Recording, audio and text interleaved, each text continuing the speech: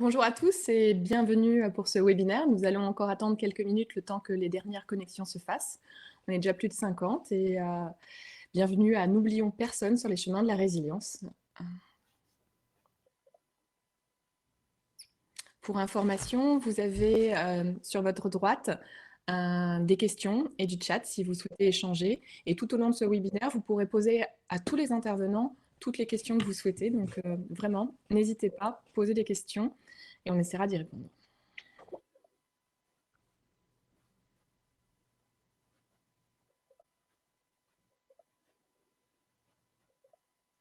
Bah, ça va vite le chat. Tout le monde est là? Oui. Bonjour à tous. Bienvenue.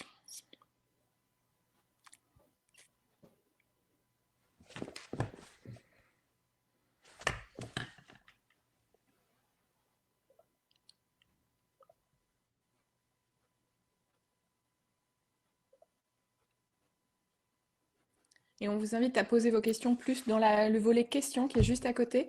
Ça nous permet de lister et d'enregistrer toutes les questions. Donc, si vous avez des questions au fur et à mesure, inscrivez-les dans le volet questions juste à côté.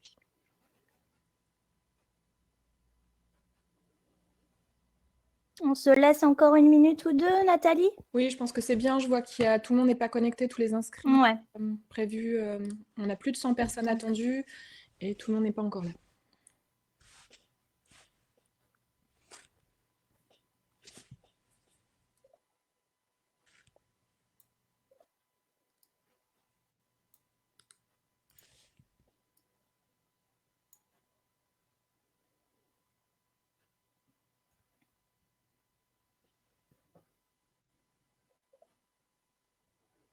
Bienvenue à tous ceux qui sont en train de nous rejoindre. Nous démarrons dans une minute.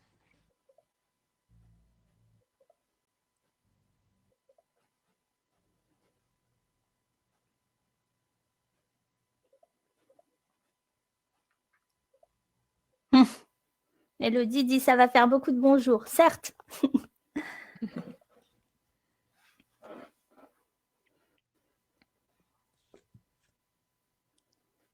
Je te propose de démarrer, Anne-Lorraine. Très bien. Bah, écoutez, bonjour à tous.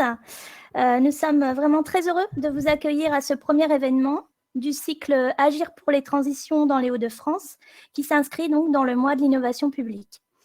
Alors, cette démarche vous est proposée par la DREAL des Hauts-de-France, la DDTM du Nord et le CVRH d'Arras, dont je suis la directrice. Et en fait, elle est issue du plan de transformation du pôle ministériel, on va faire simple, écologie territoire, qui s'appelle Se réinventer ensemble. Donc, cette démarche Agir pour les transitions, en fait, elle vise à renforcer une culture commune, une culture partagée autour des enjeux climatiques et de leurs conséquences sur l'action publique. Elle vise à favoriser l'innovation au service des transitions à opérer. Elle vise à retrouver des marges de manœuvre au quotidien dans notre action et à proposer aux managers plutôt de la région et à leurs équipes des outils, des ressources et un cycle d'événements qu'on espère inspirant et que donc nous inaugurons aujourd'hui. Donc l'ambition de ce travail, c'est de nous aider en fait à changer de logiciel interne, à nous hacker nous-mêmes, à expérimenter une approche plus stratégique de nos métiers, en comprenant aussi pourquoi il est si difficile d'agir face aux enjeux climatiques alors qu'on est dans un ministère dédié, et comment nous pouvons tous ensemble entrer en dynamique malgré la complexité du sujet. Donc, je souhaite avant tout, et sans attendre la fin de ce webinaire, vivement remercier l'équipe projet qui explore et qui expérimente pour nous. Donc, c'est Vanessa Hermès-Coursier et Élodie Pat Gondran de la DREAL des Hauts-de-France, Jérôme Bultez et Nicolas Moine de la DDTM du Nord, Henri Carlin du CEDIP, Laurence Billot et Marie-Françoise Abad du CVRH d'Arras. Voilà, un grand merci à eux parce qu'ils font un travail vraiment remarquable. Donc, Agir pour les transitions dans les Hauts-de-France, c'est un cycle. C'est un concept, mais c'est un cycle qui va explorer une thématique par quadrimestre, en fait. Et sur chaque thématique, notre équipe projet, que je viens donc de nommer, travaille, explore, teste, en quelque sorte constitue une base de données, éclaire les controverses, les laisse s'exprimer, et vous propose à vous, donc la communauté technique des Hauts-de-France, une boîte à outils pour agir sur ce sujet. Et sur chaque thématique, nous vous réunirons autour d'un ou deux webinaires, événements digitaux de ce type, comme aujourd'hui, pour entendre des spécialistes, des experts, des agents des territoires ou encore des élus ou des citoyens et en débattre ensemble. Nous avons choisi d'inaugurer, de commencer notre cycle par la thématique de la résilience territoriale, qui s'impose là véritablement comme le moyen de dépasser les situations de crise successives que nous traversons et d'engager les territoires dans une vision à plus long terme et vers une collaboration maximisée, on va dire, et fertile pour opérer des transitions indispensables. Alors, toutes les ressources réunies et expertisées par l'équipe projet sur cette thématique de la résilience territoriale sont disponibles en ligne. Et donc là, le lien vous est rappelé dans le chat. Je vais demander à Laurence si elle veut bien, ou Elodie, mettre le lien du Padlet dans le chat. Il y a beaucoup d'anglicisme dans ce que je raconte, mais vous allez avoir un lien dans le chat pour accéder à toutes les ressources. Lorraine, les liens sont déjà présents. Elodie super. a publié les liens. C'est des ressources complémentaires que vous pouvez Nickel. retrouver. Et donc, nous aurons aussi sur ce thème 2 webinaires pour donc en débattre autour de ces ressources aujourd'hui et le 14 décembre de 13h à 14h30. Format court, pas trop impactant pour vos agendas, un peu plus pour votre pause déjeuner, mais voilà, ça s'organise. Et donc, les ouvertures, les inscriptions pour le 14 décembre sont déjà ouvertes. Donc, on vous donnera aussi le lien si vous avez envie de vous inscrire. Donc aujourd'hui, nous avons choisi d'entrer par le volet social de la résilience territoriale, qui nous semble être un des axes de nos objectifs de développement durable à lier en priorité à l'action publique. Nous avons la chance de bénéficier de la présence de 2 grands invités que nous allons vous présenter avec Nathalie et que je tiens vraiment à remercier pour leur disponibilité. Donc, Madame Jannie Catrice, qui est depuis les États-Unis, donc il est tôt, en pleines élections, et Monsieur Perk. Je vais laisser maintenant la parole à Nathalie Lourdel, qui est notre fil rouge pour ce webinaire, qui va vous présenter son déroulé et vous montrer aussi un petit peu l'interface numérique dans laquelle nous nous trouvons et ses potentiels pour vous exprimer tout au long de cette table ronde. Je vous souhaite à tous un très bon webinaire et j'espère que vous y trouverez matière à réfléchir et surtout à agir. Voilà, à tout à l'heure. Bon, et bienvenue à tous pour ce webinaire. Donc, quelques éléments pratiques. Je vois que vous avez déjà découvert le chat pour se dire bonjour à tous et c'est aussi très sympathique, donc merci. Et vous avez juste à côté, donc pour ceux qui ne l'ont pas vu encore, il y a une petite flèche en haut à droite, vous cliquez, ça apparaît le chat, les questions. Nous vous invitons à poser des questions à tous nos intervenants, nous allons tous les noter. Nous n'aurons pas forcément le temps de tous y répondre, mais en tout cas, toutes les questions sont notées et nous essaierons de répondre à l'ensemble de ces questions dans les documents qui vous seront envoyés. Si vous rencontrez des problèmes techniques, vous avez certainement reçu le mail et vous avez la hotline, donc Laurence et Samuel peuvent répondre à vos problématiques. Je vous précise également que ce webinaire est complètement enregistré, donc ça veut dire quoi? Ça veut dire que si vous avez un problème ou si vous souhaitez le revoir par la suite, ce sera possible, nous mettrons tous les liens pour pouvoir revisionner ce document. Bon, nous avons 3 grands temps forts. Nous allons commencer avec les objectifs de développement durable. Et puis le deuxième temps fort sera Pascal Perk d'ATD Carmonde qui viendra témoigner. Vous pourrez lui poser des questions plus spécifiques. Et dans un troisième temps, Florence Janicatrice, professeure d'économie qui viendra parler aussi du volet social de la résilience. Et on fera ensuite une table ronde avec les directeurs de l'ADREAL, de la DDTM du Nord et aussi de la DDCS. Donc on aura ce temps encore plus ouvert pour parler aussi du rôle de l'État à travers la résilience territoriale. Eh ben, j'invite de ce pas Vanessa Hermès-Coursier à me rejoindre, ainsi que Anne Furon. Merci de monter sur scène pour pouvoir échanger et présenter votre travail sur les ODD. Donc, Vanessa est chargée de mission à l'ADREAL. Elle travaille, donc la voici, merci. Bonjour. Elle travaille sur la promotion et l'éducation au développement durable et elle est également ambassadrice de développement durable. Et Anne Furon, qui va pas tarder à nous rejoindre, est responsable de la mission communication à l'ADREAL Néo-de-France et elle est ambassadrice de la stratégie nationale de développement durable. Donc, elles vont toutes les deux nous présenter les objectifs de développement durable. Anne, nous vous attendons. Et Vanessa, est-ce que tu mets directement le document de partage? Oui, je peux le mettre tout de suite. Ouais. Merci. Et pensez à mettre dans le l'onglet questions les questions au fur et à mesure.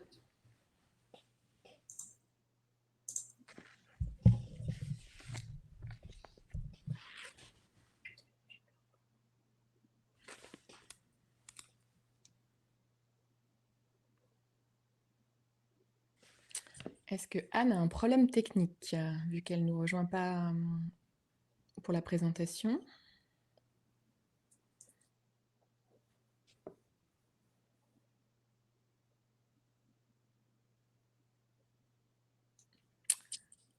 Alors Anne, si vous rencontrez un problème technique, le numéro SOS, c'est Laurence, 03 21 21 34 62.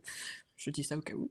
Et est-ce que Vanessa, tu peux démarrer ou est-ce que tu dois attendre Anne pour les premières présentations? Je peux commencer à démarrer. J'espère que Anne pourra me rejoindre Oui, je la assez vois. rapidement. Elle est arrivée ou pas? Parce que je vois. Voilà, c'est vrai, il fallait le temps Ah, voilà. de connexion. Parfait. Voilà. Merci Anne, à vous, mesdames. Voilà, donc Anne et moi allons vous présenter les objectifs de développement durable, donc les fameux ODD. Mais en fait, que sont ces ODD? Comment et pourquoi ont-ils été construits? Donc les ODD ont été négociés par les États en collaboration avec la société civile pour poser un cadre d'action dans le prolongement de deux dynamiques internationales. Les objectifs du millénaire pour le développement, les sommets de la Terre, Rio en 92, Johannesburg en 2002 et Rio + 20 en 2012. Donc ils sont au cœur de l'agenda 2030 et des ODD, adoptés lors du sommet des Nations Unies sur le développement durable le 25 septembre 2015 par 193 États membres. Cet agenda est pour la paix, la prospérité, la planète, les peuples, et tout cela ne pourrait pas se faire sans partenariat. L'agenda 2030 est universel. Il couvre tous les enjeux de développement durable. Il est aussi pour tous les pays, car nous sommes tous en voie de développement durable. Donc, les objectifs de développement durable répondent aux défis mondiaux auxquels nous sommes confrontés, notamment mettre fin à la pauvreté, lutter contre les inégalités et faire face aux défis climatiques. Pour ne laisser personne de côté, il est important d'atteindre leurs 169 cibles d'ici 2030. Pour ce faire, un suivi a été mis en place au niveau international, les forums politiques de haut niveau, conférences annuelles sous l'égide des Nations Unies, afin d'examiner les progrès. Et la première s'est tenue en 2016 à New York, sous les auspices du Conseil économique et social de l'ONU. Vanessa, Anne, excusez-moi, votre diaporama ne défile pas pour l'instant. Est-ce que Oh mince! Et il n'est pas en plein écran, donc on le voit peut-être un petit peu moins bien. Si vous le mettez en plein écran en diaporama, ce sera mieux. Merci. Ben, je l'ai mis en... Hop. Là, ça fonctionne ou pas? Oui, je vois les objectifs de développement durable et le diaporama prévu. Ok. Il n'est pas en plein écran, par contre. Ben, c'est bizarre parce qu'il est en plein écran chez moi. C'est faisable. On peut continuer comme ça, c'est juste un petit peu petit. Zut. Continuez.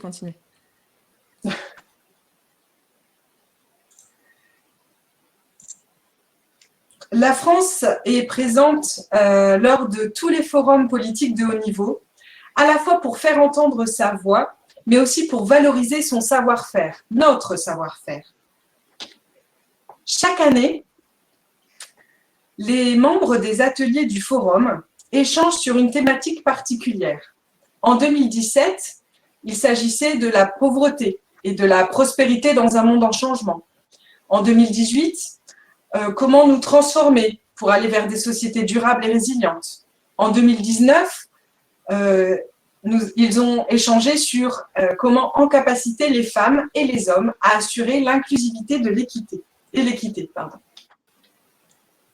En 2020, on est à 10 ans de l'agenda 2030. C'est le moment d'accélérer le rythme des actions et des transformations et de concrétiser la décennie d'actions et de résultats pour le développement durable.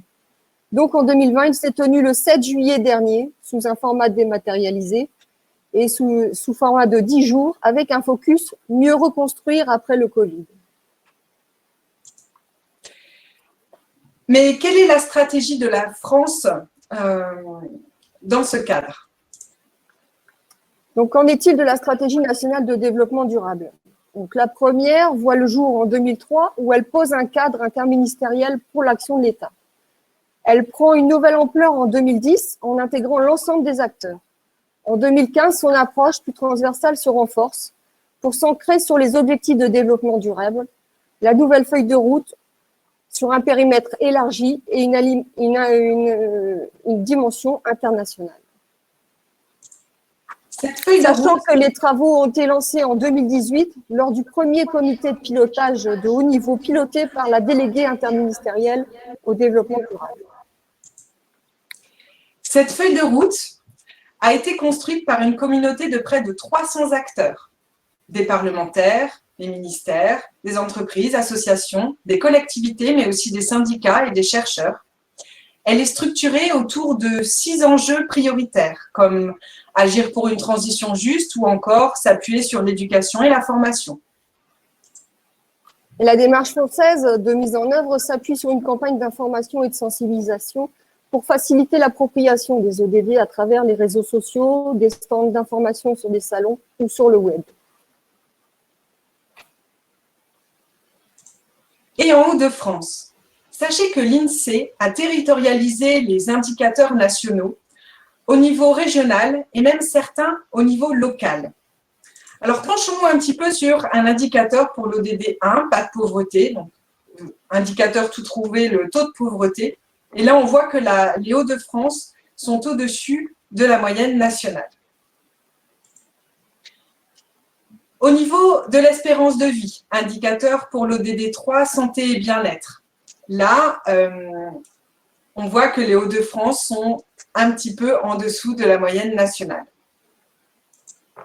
Concernant l'égalité entre les sexes, on a pris l'indicateur femmes sénatrices. En Hauts-de-France, on est à 32%, soit un tout petit peu en dessous de la moyenne nationale. Aussi, pour l'innovation et les infrastructures, on a pris le déplacement domicile-travail en transport en commun. Et là, les Hauts-de-France sont aussi en dessous, 9% contre 15% en France. Penchons-nous sur les sols artificialisés. Indicateur pour l'ODD 11, villes et communautés durables. Et là, les Hauts-de-France sont bien au-dessus de la moyenne nationale puisque nous sommes à 10%.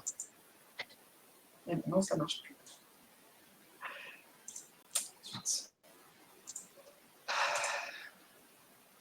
Excusez-moi, j'ai un petit problème technique.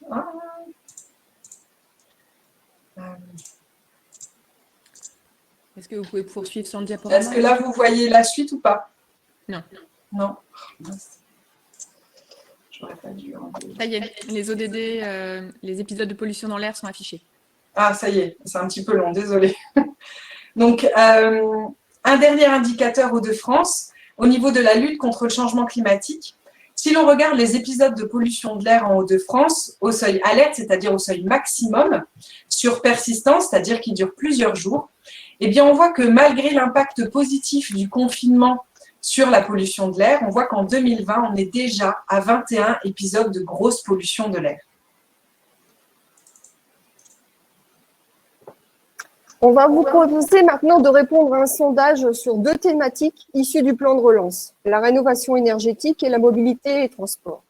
Vous avez donc 30 secondes pour cliquer sur les ODD qui, selon vous, sont concernés sur cette thématique par les missions de nos services pour la rénovation énergétique.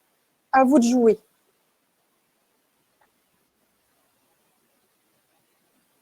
Vous cliquez sur sondage. Donc en haut à droite, la petite flèche.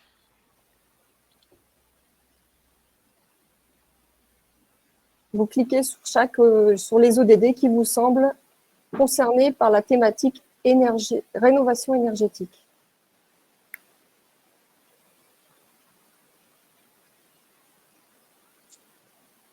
Je ne sais pas si là, le sondage, si les 30 secondes sont passées, à peu près. On va dire que vu le timing, oui. Laurence, je sais pas si Laurence, tu peux clôturer le sondage pour qu'on puisse voir les réponses, s'il te plaît.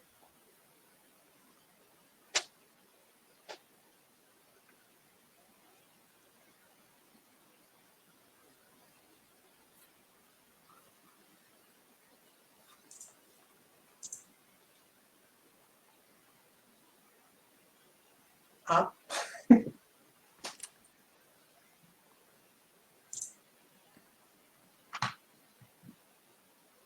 Bon, on va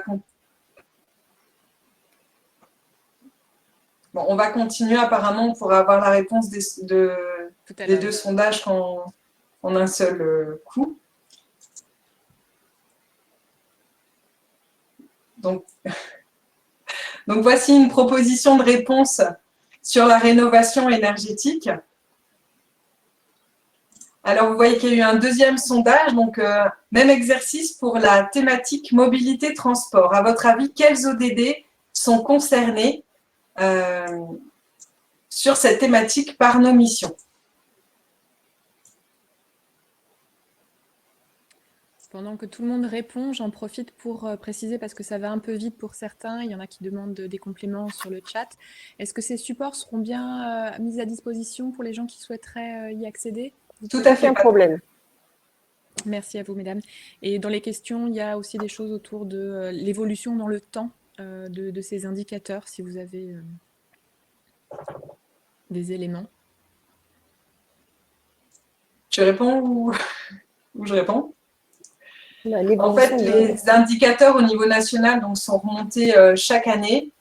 Et au niveau de l'INSEE, en fait, cela dépend des indicateurs, puisqu'en fait, ils ont pris des indicateurs que nous suivions déjà par ailleurs. Donc, il y en a certains qui sont trimestriels, d'autres qui sont tous les 6 mois et d'autres qui sont annuels. Comme par exemple, le taux de pauvreté, c'est annuel. Et il y en a d'autres qui sont plus long terme. Oui, plus qu'on a plus souvent. Donc, est-ce qu'on a la réponse? Dépasser, est-ce qu'on peut avancer? Oui. Donc, voici la proposition de réponse sur mobilité de transport. Donc là, vous voyez bien qu'on touche à la fois à la ville durable et puis aussi, évidemment, à la pollution de l'air et à la biodiversité. Intéressons-nous maintenant aux forces et aux enjeux de ces objectifs de développement durable. Alors, les ODD sont universels. Ils doivent être atteints par les pays à la fois du Nord et du Sud. Mais ils peuvent aussi être territorialisés, comme on vient de le voir avec les indicateurs, que ce soit au niveau régional, voire au niveau local. Ils sont également indivisibles et transversaux. Ils amènent dans une approche systémique à travailler sur les interrelations et l'interdépendance des ODD et des thématiques et politiques publiques associées. Donc, un exemple. Comment intégrer les ODD lors de la révision ou de l'élaboration d'un schéma de cohérence territoriale, un SCOT? Donc, c'est la démarche partenariale engagée par la DREAL Nouvelle-Aquitaine avec la région Nouvelle-Aquitaine, le département de la Gironde, la Fédération Interscot, les DDTM et les autres acteurs territoriaux, en co-construisant une boîte à outils constituée de 5 outils libres de droit permettant des croisements intersectoriels pour avoir une vue d'ensemble cohérente du projet de territoire et avec une approche complètement différente. L'objectif étant de mettre en avant en quoi le SCOT contribue aux ODD. Un exemple en Hauts-de-France cette fois. Le nouveau contrat de plan État-région, le CPER 2021-2027. Dès son élaboration, c'est-à-dire dès maintenant, il est évalué au regard des ODD, conformément à l'agenda 2030. Cela sert à la fois, comme on le voit ici, pour prévenir, éviter, voire compenser d'éventuels conflits entre des actions qui vont être menées, des actions menées et les ODD. Mais également, cela permet d'analyser les contributions des actions aux ODD. Pour conclure, quels sont les biens et opportunités d'utiliser les ODD dans nos projets? Tout d'abord, prendre de la hauteur, avoir une vision plus exhaustive du projet, prendre en compte des thématiques auxquelles on n'aurait pas forcément pensé, avoir conscience des interrelations entre les acteurs, les thématiques, les actions, créer des partenariats innovants et redynamisants, avoir une vision des impacts négatifs de certaines actions sur un ou des ODD. Tous acteurs avec les ODD pour agir pour les transitions. Merci. Merci à vous deux. Mesdames, il y a eu quelques questions dans le chat, donc je vous propose peut-être d'y répondre ou d'interagir avec les personnes, puisque je vais devoir passer à la suite et je vais inviter Pascal Perc à me rejoindre. Merci en tout cas pour ce premier éclairage. Merci. Et vous aurez tous les supports. Donc, Pascal Perc, je vous attends pour pouvoir échanger avec vous et toutes les personnes présentes. Bonjour. Bonjour, bienvenue. Donc, Pascal Perc, il est vice-président d'ATD Quart Monde au niveau national. Il est aussi bénévole à ATD Quart Monde dans les Hauts-de-France. Et aussi, surtout, il est sur ce territoire. Il est journaliste depuis plus de 30 ans dans les Hauts-de-France. Donc, on va échanger avec vous sur tous les sujets qui vous tiennent à cœur. Et on va commencer tout de suite avec la pauvreté. Oui. Parce que la pauvreté, ce n'est pas que l'aspect financier. Est-ce que vous pouvez un peu nous présenter votre analyse pour les Hauts-de-France? Tout à fait. C'est-à-dire que ATD Quart Monde, c'est agir tous pour la dignité. Et la dignité va au-delà de la pauvreté, c'est le respect des personnes. C'est en référence directement à la Constitution, mais aussi à la Déclaration universelle des droits de l'homme. C'est important de dire que le mot dignité, tout, il est universel. Je voudrais dire d'abord que le terme de résilience territoriale et de résilience pour nous à ATD Quart Monde, qui constatons que tous les jours des personnes très pauvres se battent, ont du courage pour réussir à vivre quotidiennement dans des conditions extrêmement difficiles. Votre thème correspond beaucoup à ce que nous voyons, nous, dans les rencontres avec les familles, et d'autre part, le fait que vous titrez N'oublions personne, c'est un objectif pour nous, c'est que dans toutes les politiques qu'on puisse mettre en place, on parte pour les évaluer de ce qui se passe au niveau des personnes les plus pauvres. On est sûr que si les personnes les plus pauvres sont concernées par les mesures que l'on prend, ça touchera tous les autres. Et donc, c'est important d'avoir la référence à qu'est-ce que ça va changer pour les personnes les plus pauvres.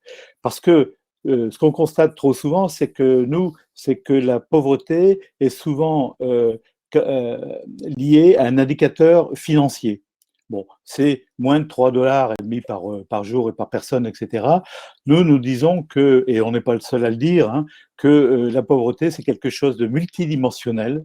C'est que c'est non seulement une question financière, mais c'est une question aussi d'accès aux droits, au logement, à la santé. Et puis que quand on n'a pas accès à ces droits-là, il y a une interaction entre l'absence de ces droits-là et les gens s'isolent, se renferment sur eux-mêmes. Et là, c'est assez catastrophique quand on voit les replis sur eux-mêmes des personnes. Là, on est vraiment dans l'exclusion, c'est-à-dire dans la coupure des liens. Ça a été démontré par le fondateur d'ATD Quart Monde, Joseph Brzezinski, en 87, mais ça a été développé ensuite par le mouvement. On n'est pas un mouvement caritatif, hein, on ne distribue rien. Par contre, on est persuadé qu'on peut éradiquer la misère au niveau mondial parce que la misère est une invention de l'homme. Et très concrètement, si je reporte ça dans les Hauts-de-France, on s'aperçoit que les situations de pauvreté, ici dans notre région, sont essentielles, sont pour beaucoup dans les territoires qui étaient des territoires occupés hier par l'industrie. Oui. La disparition de l'industrie, nous sommes dans une ère post-industrielle, et bien nous avons la carte, en grosso modo, de la pauvreté dans la région des Hauts-de-France, même si je n'ignore pas que la pauvreté existe aussi en milieu rural, qu'elle est plus cachée. Mais il est clair que l'on prenne les zones de Roubaix-Tourcoing, activité industrielle textile, que l'on prenne le bassin de la Sambre, Maubeuge, que l'on prenne le Calaisis, le bassin minier, quand l'industrie est partie, elle a laissé une population en situation, elle a abandonné une population qui se sent abandonnée elle-même et dans des territoires qui sont eux-mêmes extrêmement pollués par l'activité industrielle antérieure. Et donc, on a vraiment une réalité qui est tout à fait dans votre thème de territoire où se concentre la pauvreté et la pollution. Et donc, mais en même temps, c'est dans ces territoires-là que nous constatons une énergie, un courage des familles pour assurer, je dirais, pour permettre de survivre. Beaucoup de familles que nous connaissons vivent uniquement des minima sociaux. Ces minima sociaux nous ne cessons de dire qu'ils ne sont pas à la hauteur de ce qu'ils devraient être pour permettre aux personnes de vivre dignement. Et donc, on a recours à des aides alimentaires, à des logements de fortune. Et donc, pour nous, la résiliation territoriale ne peut passer que la résilience territoriale ne peut passer que avec l'appui de ces personnes qui combattent tous les jours les difficultés et qui pourraient nous apporter non seulement des courages, mais aussi un moyen de dépasser ça. Voilà. Oui, justement, par rapport à ce terme de résilience, vous parlez beaucoup de liens que les gens font entre eux, de solidarité. Est-ce que Oui. vous pouvez nous en parler un petit peu plus de ces stratégies de résilience que vous observez au niveau local et de cette solidarité qui naît et qui est pour vous importante? J'ai été très choqué il y a quelques jours dans la Voie du Nord quand un infectiologue a constaté que sur la zone de Roubaix-Tourcoing, le Covid se développait beaucoup plus qu'ailleurs et il a fait état dans des populations en difficulté, on a moins le sens de l'altérité. J'étais très choqué parce que c'est vraiment dans ces quartiers-là que j'ai senti le plus de soucis des autres et de solidarité. C'est aussi bien au niveau de l'énergie, parfois on fraude, on se partage l'énergie, de l'eau. Moi, j'ai vu des familles extrêmement pauvres donner accès au camp de Rome à côté de chez eux pour l'eau. Et puis, c'est aussi les secours au niveau de la santé. Pendant la période de confinement, j'ai vu beaucoup de jeunes aider à faire les courses. Il y a même une militante de la Télécar Monde qui m'a dit on a même les dealers qui portent nos courses. Alors, on a un peu souri, mais ce qui veut dire pour nous, ça a traduit quelque chose qui se passait dans les quartiers. Mais au-delà de ça, je voudrais dire que la question de fond est de voir comment on peut prendre en compte ces personnes-là et agir avec elles et non pas sans elles ou en leur nom. Oui, donc cette notion de lien, de remettre du lien entre les êtres humains finalement. Oui, et aussi si vous voulez, les personnes pauvres ont le sentiment d'être toujours jugées. Jugées sur leur manque et pas sur leur capacité. Et donc, elles sont confrontées à une violence territoriale, qui est la violence, la délinquance, parfois la violence intrafamiliale, mais aussi, et j'ose le dire, vous, fonctionnaires de l'État, à la violence institutionnelle. C'est-à-dire que chaque fois, les familles pauvres doivent rendre des comptes, justifier de ce qu'elles font, de ce qu'elles ont et de ce qu'elles n'ont pas fait ou fait. Et ça, dans toutes les institutions, que ce soit au niveau d'abord de l'école ou au niveau du travail social ou au niveau du logement, etc. Et donc cette nécessité de rendre des comptes les met dans une situation de suspicion. Donc il faut toujours prouver que ce que l'on bénéficie au niveau du plan social, eh bien, on le mérite. Et donc, on est assez inquiet, nous, de voir un peu revenir régulièrement les histoires sur la fraude aux minima sociaux, etc. Et je voudrais dire que l'enjeu, il est fondamental. L'enjeu est effectivement de démontrer, et nous le pensons, à Télécar Monde, on a 3 refus. Le refus de la fatalité de la pauvreté. On dit il y a des riches, donc il y a forcément des pauvres. C'est faux. Il n'y a pas de fatalité à être pauvre, et c'est pas parce que les parents ont été pauvres qu'on est forcément pauvre soi-même, et que nos enfants seront pauvres. Il y a quelque chose là qui est du déni du courage des familles. Bon. J'en Le profite, refus, Pascal, oui. pour poser une question qui est sur le chat. Quelle distinction vous faites entre la pauvreté et la misère? Alors, pour la pauvreté, alors c'est une question presque philosophique, hein. Pour dire clairement comment je vois les choses, etc., la misère, c'est effectivement une réalité de fond. Et la pauvreté, on peut lutter contre la pauvreté avec des moyens, avec des dispositifs, avec des actions. Lutter contre la misère, ça suppose aller au-delà et prendre en considération les personnes bien davantage dans ce qu'elles sont. Et là, et pas seulement avec des instruments. Ça veut dire ça met en cause son comportement soi-même. Mais la misère est beaucoup plus profonde. Elle est vraiment d'être enfoncé dans une espèce de désarroi plus que la pauvreté. C'est encore plus terrible, je dirais. D'accord. Et je vous laisse poursuivre, puisque vous aviez dit qu'il y avait 3 Oui, points. oui, le deuxième refus, c'est le refus de la culpabilité. Beaucoup de personnes pauvres se sentent coupables. Si je suis dans cette situation-là, c'est de ma faute. D'abord, tout le monde me le dit. Je ne sais pas faire ceci, je ne sais pas faire cela. Je ne sais pas élever mes enfants. Et donc, je ne vais pas aller à la réunion des parents d'élèves à l'école parce que j'ai peur d'un jugement, etc. Je ne suis pas capable de ceci parce qu'on répète tout le temps ces choses-là que les personnes finalement ont honte. Et puis vient s'ajouter à cette dimension-là la stigmatisation. Avec Athénée Carmonde et d'autres, on a milité pour qu'il y ait dans les différents thèmes de discrimination qui est la discrimination sociale. Et donc, et la discrimination à l'adresse également. Et donc, c'est important de remettre, de savoir ça, parce que devant, notamment, les administrations, les personnes ont le sentiment de ne pas être capables d'eux, parce qu'on le répète. Et notre troisième refus, et là, on verra avec les territoires, c'est le refus du gâchis humain. Des millions de personnes en situation de pauvreté, 13% de la population française, 9 millions de personnes en dessous du seuil de pauvreté en France. C'est énorme. Des millions de personnes, dont plus de 40% en chômage, demandent qu'une chose, c'est de pouvoir travailler, être utile à la société. Et certaines le sont dans des quartiers de grande pauvreté. Si on enlevait les femmes qui font le lien avec les écoles, avec les familles de ces quartiers-là, les quartiers tomberaient dans la violence la plus terrible.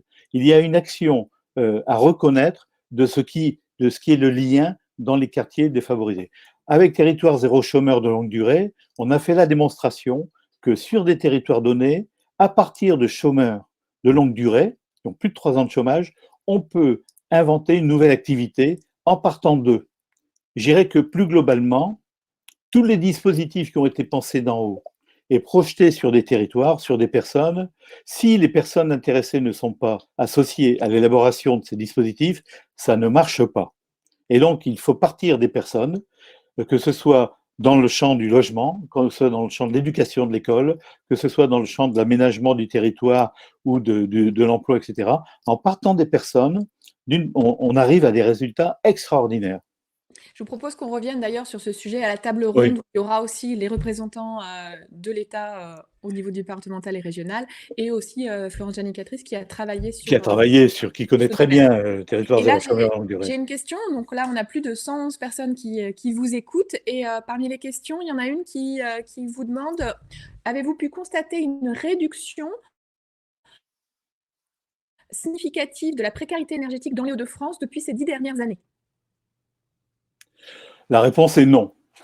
Non, parce que nous sommes dans une région avec un habitat social j'ai retrouvé dans certains quartiers qu'on était encore on avait des logements sociaux tout électriques, qui est une suite de la période des années 70 où on a développé avec les HLM une politique de tout électrique avec EDF. Bon, et certains existent encore. Je ne vous dis pas les factures. On a sans doute une évolution, je pense à l'habitat minier. Quand les charbonnages de France cessent, 90 000 logements de l'habitat minier. On en est aujourd'hui à 60 000. La rénovation de l'habitat minier, c'est de l'ordre entre 2 000 et 5 000 par an. On en a encore pour 15 ans. Et pourquoi je prends l'exemple de l'habitat minier? C'est que dans le statut du mineur, il y avait l'énergie, il y avait le charbon gratuit. Et donc, on a un parc de logements qui est mal isolé. Bon, je voyais l'autre jour le maire de Fourmies qui a fait le diagnostic thermique de son secteur, de sa commune. Il y avait énormément de déperdition de chaleur qui vient pour les toits. Donc, dans l'habitat social, la question de l'isolation des logements, la question du choix de l'énergie, mais aussi la question du coût de l'énergie payée par les locataires dans les charges. Il y a une famille qui nous a dit l'autre jour à TD, ben, nous, on choisit, soit on se chauffe, soit on s'éclaire.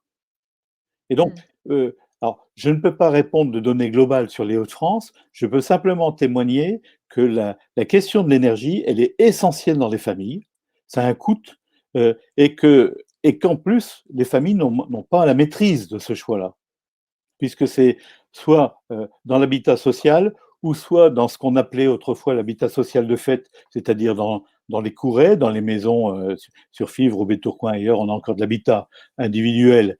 Bon, la question du chauffage, de l'électricité, du gaz, donc on assiste effectivement aussi à des fraudes de ce côté-là, et des accidents et des incendies sur le fait que certains trichent. Donc je voudrais dire que la question est essentielle et que ça pourrait être un enjeu fantastique c'est dans le plan de relance, mais ce qu'on voudrait, c'est que le plan de relance soit régionalisé. Il y a des secteurs ici dans la région où les quartiers sont à 70% de logements sociaux. Regardez ce qui se passe au niveau de l'énergie.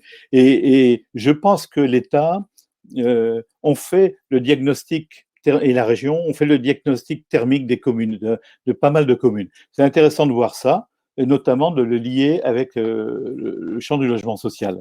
Non, les personnes très pauvres ne sont pas associées à cette transformation-là. Elles ont envie de dire des choses, elles nous disent des choses. Et il faudrait, pour cette transition énergétique, non seulement l'avoir comme objectif, mais savoir aussi comment faire avec le concours de ces personnes. D'accord. On entend bien vos propos, hein. Je pense que sur cette nécessité d'impliquer tout le monde, tous les Oui, acteurs du territoire pour aller vers plus de résilience, je pense que c'est aussi le message fort à porter et c'est aussi l'objectif de ce webinaire, hein, de réunir des acteurs comme vous, des chercheurs. Donc, je vais inviter Florence Janicatrice à me rejoindre. Et puis, Pascal Lepère, qu'on se retrouve tout à l'heure vers 14 h pour la table ronde où vous pourrez justement croiser un peu les regards avec les d'accord. autres acteurs des Hauts-de-France. Merci beaucoup en tout Merci. cas et à tout à l'heure. Tout à l'heure.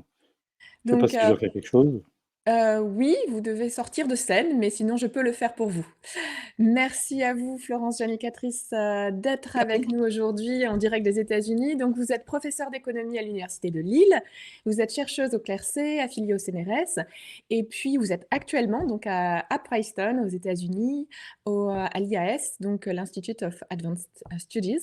Et nous vous remercions de prendre un peu de temps pour échanger avec vous sur vos questions de recherche. Et une première question, quelles sont pour vous les limites de la croissance et du PIB, justement, pour piloter l'action publique? Avant peut-être de répondre à cette question, d'abord je vous remercie de m'avoir invité. Peut-être revenir pour réarticuler tout ça avec cette fameuse notion de résilience qui semble être un peu votre fil rouge, Oui. que moi j'avoue est un concept ou une notion ou une idée que je comprends très très bien. Je suis assez convaincue par à TD Carmonde. On voit bien que c'est une notion un peu floue et sans doute les intervenants de la première, les premières interventions et celles d'ATD n'ont pas donné sans doute tout à fait le même contenu. Et ce qui me gêne parfois, je le mets comme ça dans le débat, hein, mais ce qui me gêne parfois avec la notion de résilience, c'est que si on s'interroge uniquement sur les capacités d'adaptation individuelle ou collective à l'adversité ou face à l'adversité, voilà, c'est ce qui nous anime, on se pose plus suffisamment, de mon point de vue, la question de mais d'où nous vient cette adversité? Qu'est-ce qui fait qu'on en est là aujourd'hui? Et donc, on n'interroge plus les grands facteurs structurels pourquoi est-ce qu'on a autant de chômage de longue durée? Qu'est-ce qui fait qu'on a autant de pauvreté dans nos pays? Pourquoi on en est là en termes démocratiques dans un pays comme les États-Unis? Pourquoi en France pourquoi on a de telles catastrophes écologiques qui nous pendonnaient? Pourquoi on a cette crise sanitaire? Est-ce que c'est vraiment un phénomène exogène ou endogène au système? Et je pense que si on ne se pose plus ces questions-là, on n'en sera amené qu'à être en permanence en adaptabilité. Mais vous voyez, on suit un mouvement qu'on ne maîtrise plus du tout. Et j'ai ce sentiment quand même que pour récupérer la maîtrise de tout cela, il faut réfléchir un peu, mais il faut aussi se dire que c'est pas la question, ne se pose pas simplement de qu'est-ce qu'on fait face à l'adversité, mais qu'on s'interroge aussi sur pourquoi il y a une telle adversité et quel est le rôle finalement des sociétés dans cette adversité. Les choses, elles ne nous tombent pas du ciel, c'est pas les dieux qui nous amènent des coups de tonnerre comme ça, c'est bien des constructions sociales, les constructions de nos constructions sociétales qui nous ont amenés là où on en est aujourd'hui. Bref, mais je vais quand même répondre à votre question parce que finalement… Parce que vous avez quelques éléments sur ça. C'est ce qui fait que dans nos constructions sociales, on en est là?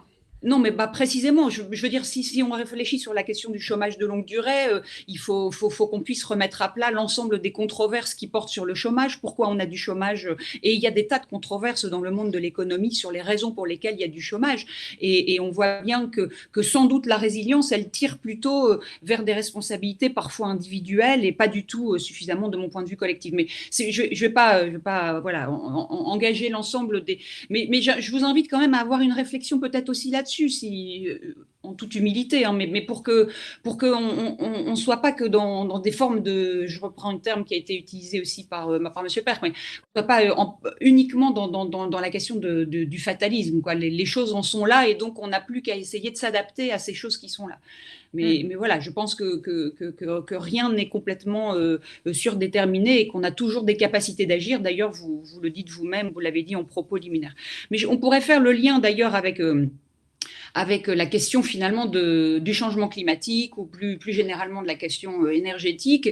Il y a quand même de plus en plus de chercheurs qui mettent en avant le fait que finalement le changement climatique en particulier, mais peut-être aussi les émissions de gaz à effet de serre, et puis une grande partie donc des sujets relatifs à l'environnement ou à l'écologie sont liés. Alors sont liés avec un degré de causalité qu'il faut encore discuter, qui n'est pas avéré, mais sont liés quand même à nos modes de vie, à l'activité anthropique, c'est-à-dire à l'activité réalisée par les hommes sur la Terre, qui laisse une forme d'empreinte. Certains parlent d'anthropocène, hein, en disant qu'on voit aujourd'hui géologiquement l'empreinte de l'homme sur la planète, et il y a même des chercheurs qui vont jusqu'à dire que ce n'est pas l'homme qui laisse son empreinte sur la planète, mais je vais lâcher un gros mot, mais qui est quand même important à remettre dans le sujet, c'est le capitalisme. C'est-à-dire que certains ne parlent pas d'anthropocène, mais de capitalocène, en disant c'est le capitalisme qui a laissé une telle empreinte comme ça sur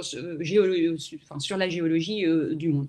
Et donc la question se pose de savoir quelle est à l'intérieur du capitalisme, quel peut être le rôle de cette fameuse croissance que nous avons voulu et qui a été extrêmement utile sans doute pour construire une partie notamment de l'État social tel qu'on l'a connu après la Deuxième Guerre mondiale, et qui pour autant pose des redoutables questions si on accepte l'idée que la croissance économique est liée, n'a plus en tout cas se réaliser qu'en étant dans une dépendance totale aux énergies fossiles, hein, c'est par exemple la thèse développée par Gaël Giraud, et si on est dans une dépendance très très forte aux énergies fossiles et que c'est la seule manière par laquelle on puisse véritablement faire de la croissance, en tout cas au sens où on l'entend, positive, avec au moins 2 ou 3%, eh bien, on voit bien qu'elle est de plus en plus incompatible avec les enjeux climatiques, mais sans doute aussi les enjeux sociaux. Donc maintenant, et même avec les enjeux environnementaux, puisque les limites de la planète, les limites des quantités d'énergie. Absolument, non, oui, voilà, les enjeux environnementaux, écologiques et sociaux. Et donc, alors maintenant, vous me posez la question de quelles sont ces limites du PIB. Justement, il faut que vous sachiez que le PIB, voilà précisément quelque chose sur quoi on peut jouer. Le PIB et la croissance ne sont pas des objets qui tombent du ciel et qui ont existé de tout temps. Ils ont été construits dans un contexte bien particulier. C'était le contexte, disons, allez, je passe même la partie de la crise américaine de 1929. Disons qu'il a été mis en place dans les économies occidentales au lendemain de la Deuxième Guerre mondiale avec un projet politique bien particulier qui était celui de reconstruire les sociétés sur une base industrielle et sur une base marchande. Et si vous gardez ça en tête, ça veut dire que le PIB, c'était un outil, ou la croissance, c'était un outil pas trop mauvais, disons, si on se fixait comme objectif politique ces deux objectifs qui étaient reconstruction sur une base industrielle et sur une base marchande. Il va de soi qu'aujourd'hui, les défis ne sont plus du tout ceux-là. Alors, bien sûr, on a des formes de reconstruction permanente du fait des crises auxquelles on fait face, mais le capitalisme n'est plus le même, il est totalement financiarisé, et donc réfléchir uniquement sous l'angle de la croissance pour faire face aux dégâts du capitalisme financiarisé me semble sans doute un petit peu anachronique en quelque sorte. Hein. Oui. Alors, dans les limites qui sont souvent avancées, y compris par la société civile, hein, pas simplement par les chercheurs autour du PIB, tiennent en fait aux raisons, tiennent pas vraiment à la construction du PIB lui-même, mais tiennent plutôt au fait que aux usages du PIB. C'est-à-dire que le PIB, en moins de 3-4 décennies, c'est devenu la finalité finalement des collectifs. Dans les départements, on a heureusement ou malheureusement pas accès véritablement à des PIB départementaux, donc on regarde ce qui en est autour du chômage, du revenu du revenu peut-être du département, etc. Enfin, on a des proxys, mais on n'a pas tout à fait ces chiffres-là. Mais on voit bien qu'au niveau national ou au niveau des régions, voilà, la première chose qui est mise en avant, c'est quand même, bon, ça va me rapporter combien en matière de revenus ou combien en matière de PIB. Et ça, c'est une question du fait de ces usages qui posent un certain nombre de, voilà, qui font face à un certain nombre de défis. Je vais en citer 4 très rapidement. La première de ces limites, c'est que le PIB, dans sa manière d'être construit, compte toujours comme positif toute activité économique. Donc, toute activité économique est toujours considérée comme positive dans le PIB. Et donc, si on a comme objectif plus de croissance, eh bien, plus d'activité, quelle que soit cette activité, c'est toujours mieux.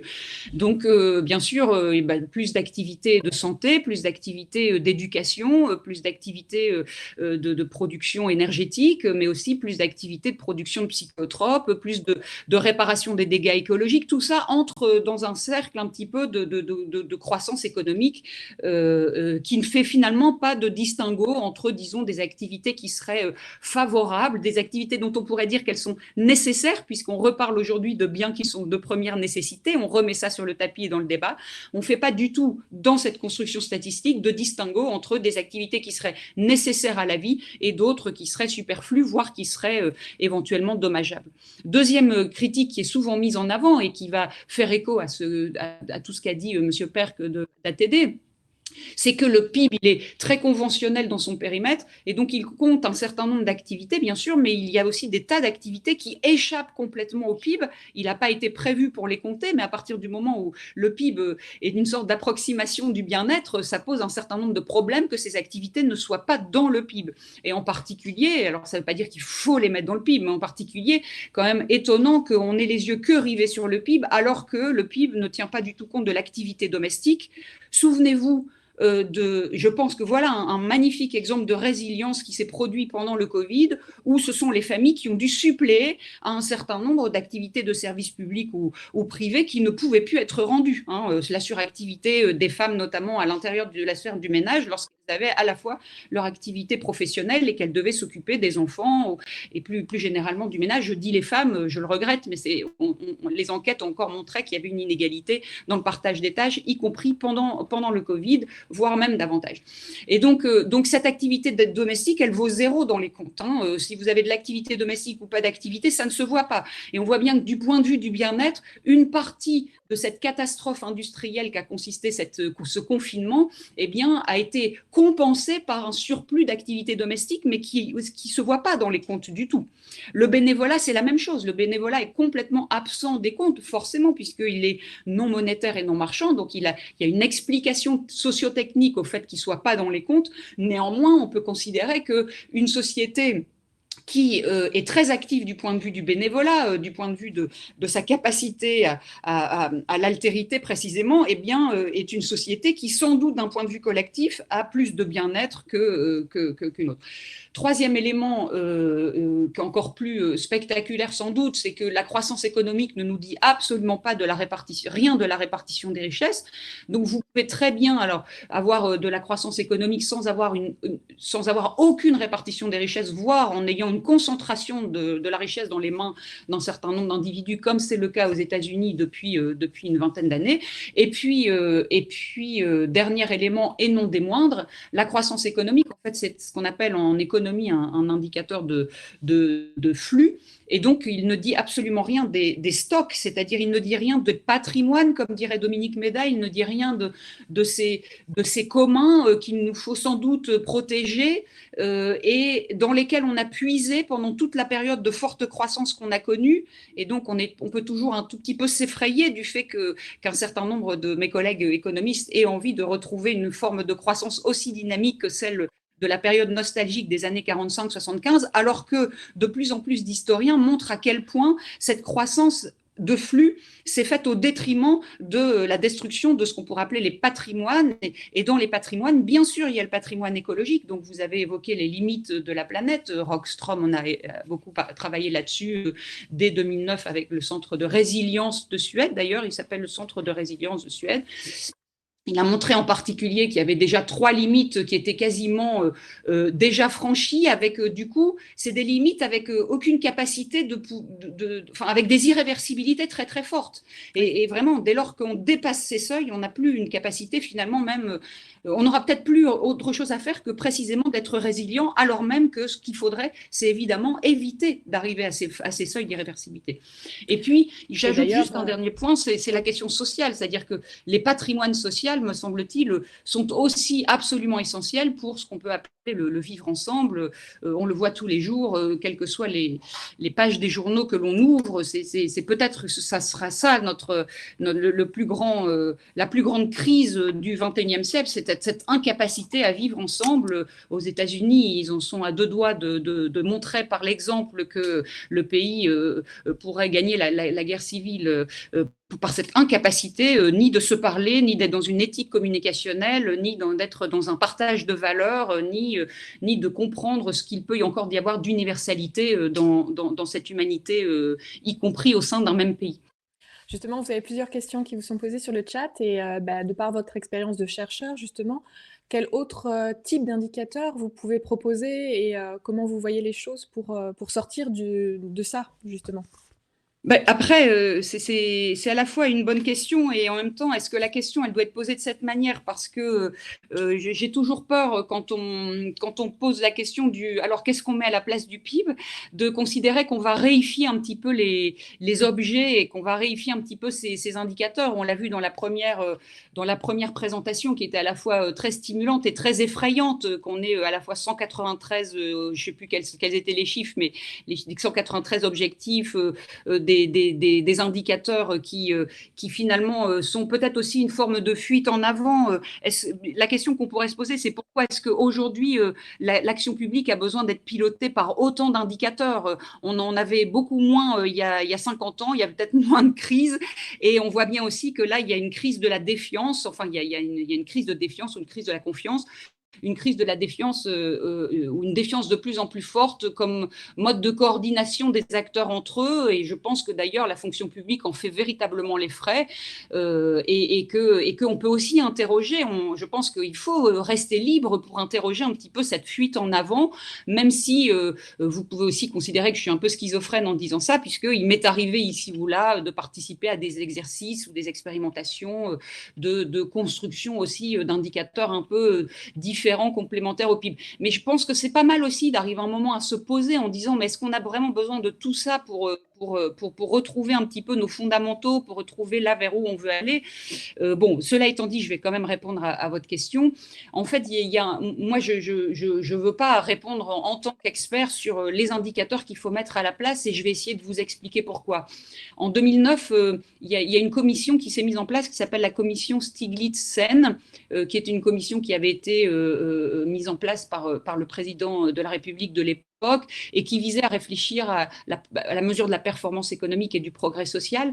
Et dans cette commission, il y avait l'un des participants qui s'appelle Amartya Sen, qui est un économiste très connu, qui est aussi à l'origine de l'indice de développement humain du PNUD, et qui disait, dans cette commission, il disait... nous sommes en train de réfléchir au monde que nous voulons.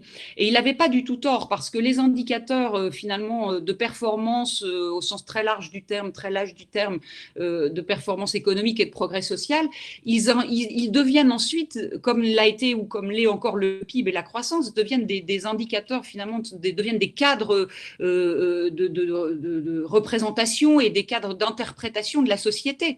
Hein, c'est-à-dire que finalement, on vient dire vers où on va. Et vers où on va, du coup, la question se pose de qui est légitime pour dire vers où on doit aller. Est-ce que quelques économistes sont légitimes pour le dire seul en chambre? Est-ce que la société a son mot à dire? Donc c'est là tout l'intérêt, je pense, de la démarche des ODD, même si le caractère totalement universel peut être un petit peu effrayant et peut aussi être considéré comme peut-être un projet un peu top-down, c'est-à-dire qui part un peu d'en haut et qui descend en bas. pas, mais tout ça, vous l'avez aussi fort justement dit tout à l'heure. Donc moi, ce que je vois dans les initiatives qui sont prises, c'est qu'il y a 3 types de démarches, parce que du coup, qui est légitime pour réfléchir à ces questions me semble vraiment l'entrée par laquelle il faut aller sur ces sujets, même si c'est un peu chronophage, même si ça nécessite de partager un peu les zones de pouvoir. Il me semble que c'est pas inintéressant, y compris si on veut être en capacité d'appropriation un petit peu sociale des projets collectifs qu'on cherche à mettre en œuvre. Et je pense que franchement, sur les questions de développement durable, y compris d'énergie alternative, etc., il faut de l'appropriation sociale. On voit bien à quel point, dès qu'on essaye de mettre en place une taxe qui est comprise par personne, on peut mettre aussi des zones urbaines à feu. Donc je pense que cette question de l'appropriation, elle est absolument essentielle, et loin de moi l'idée de vouloir l'instrumenter.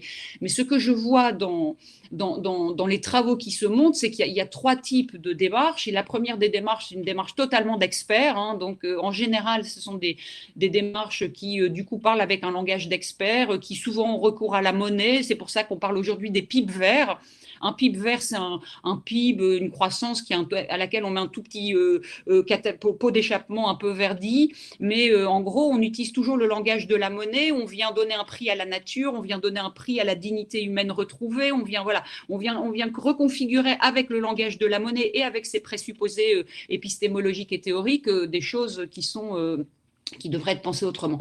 Deuxième type de démarche, c'est des démarches de type plutôt individualiste, qui partent de l'idée que les questions de développement durable, peut-être même de résilience, sont des questions trop compliquées, et il vaut mieux interroger les gens individuellement. Et on voit bien dans le petit exercice que vous avez fait, donner 30 secondes aux gens pour spontanément donner un certain nombre d'idées sur les dimensions. Ça fait référence à l'idée de leur préférence individuelle, presque spontanée, comme si chacun d'entre nous avions un stock de préférences qui était là, prêt à être révélé, alors même que sur un certain nombre de sujets, nous avons besoin précisément d'être dans le dialogue, dans la confrontation. Il faut monter en intelligence collective. J'ai peut-être l'air de savoir des choses, mais en fait, sur des tas de sujets, je m'interroge énormément, et je pense que la vie, les événements auxquels on fait face, les épreuves nous interrogent en permanence sur ce vers quoi il faudrait aller. Et donc, je me méfie aussi de l'arrogance de celui qui vient avec son indicateur alternatif et qui vient vous dire c'est ça maintenant la nouvelle chose. Et troisième élément, et j'arrête là, c'est peut-être qu'il y a un entre-deux entre ce monde du citoyen et ce monde de l'expertise. Cet entre-deux, c'est de retrouver une sorte de, je vais lâcher le mot, mais une sorte de démocratie délibérative, toujours en réflexion. On voit bien que la Convention citoyenne, elle a à la fois eu des intérêts, mais aussi des limites, parce que c'est pas un jeu, et vouloir sortir des jokers en permanence face à un projet collectif qui a été porté par une commission ou une conférence qui a travaillé de manière très sérieuse me semble pas à la hauteur des enjeux. Bon, voilà, mais j'ai fait ma petite... j'ai dit ce que j'en pensais du coup très rapidement ainsi. Mais je pense que c'est peut-être quand même dans ces expérimentations-là que l'on pourra trouver une forme... alors je vais lâcher un mot, mais une forme de vérité, entre guillemets, mais délibérative, parce que finalement, chacun a une part de vérité dans ce vers quoi il faut aller, et donc partager les savoirs, partager les expertises, et être dans des formes de dialogue pour essayer d'aller plus loin. Ça rejoint complètement l'esprit de ce webinaire et toute la démarche, le cycle que nous lançons. C'est absolument. La c'est d'ailleurs pour ça que j'ai accepté de venir. Merci beaucoup. Et j'en profite pour signaler qu'il y a, du coup, votre mission est déjà complètement accomplie, puisqu'il y a beaucoup de questions sur le chat. Je suis désolée pour tous ceux à qui on ne pourra pas répondre, mais vous aurez des réponses par la suite. Mais du coup, je vais en prendre une. Il y a quelqu'un qui vous parle de décroissance dans un système tel que qu'on était en train de l'évoquer. Comment aller vers de la décroissance, ou en tout cas se tourner vers ce genre de choses alors que la démographie augmente? Voilà une question ouverte. Et sachez qu'il y en a plein d'autres que vous pourrez lire ou répondre. Oui, mais bon, j'ai autant de mise à distance de la notion de croissance que de celle de décroissance. Je pense que c'est tant qu'on garde le logiciel de le problème dans la décroissance, c'est qu'est-ce qu'on compte. La question, elle n'est pas croissance ou décroissance. La question, elle est qu'est-ce qui doit compter dans les années prochaines, à court terme, à moyen terme et à long terme, qui nous semble absolument indispensable et qu'il nous faut préserver, et pour laquelle on est capable capable de mettre à peu près toutes nos énergies. On a vu que pendant quelques mois, on a été capable de considérer que la santé était première sur tous les autres objectifs. Peut-être ça a été fait de manière excessive, pas suffisamment dans l'équilibre. On peut aussi apprendre sans doute de nos erreurs, mais on voit bien que la recherche peut-être de sobriété, en tout cas, pour atteindre les objectifs de réduction des gaz à effet de serre et atteindre les objectifs fixés par la COP de Paris, de toute évidence, on ne pourra pas avoir comme objectif d'avoir une croissance fût-elle verte. Il faudra accompagner les activités qui nous semblent les plus importantes, les plus décisives, par des systèmes de sobriété dans nos consommations, dans le rapport à la production. Et c'est évidemment un grand changement quasi anthropologique qui nous a été imposé par notre manière de voir le consumérisme depuis disons, 5 ou 6 décennies, voire 7.